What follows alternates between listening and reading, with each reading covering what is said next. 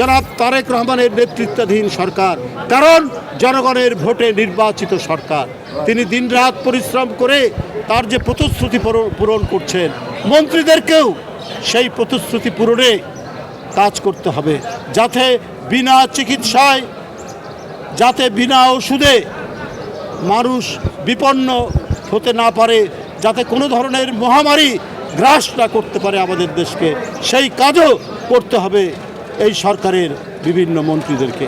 আমি ধন্যবাদ জানাই আজকে নবনির্বাচিত যারা নতুন কমিটিকে, ইশরাক হোসেন প্রতিমন্ত্রী, ইশরাক হোসেন এমপি তার সভাপতিত্বে এবং মন্ত্রীর সাধারণ সম্পাদক হিসাবে এই কমিটি একটি যুগান্তকারী ভূমিকা পালন করবে এবং এটা দৃষ্টান্ত স্থাপন করবে, এই বলেই আমি আমার বক্তব্য শেষ করছি।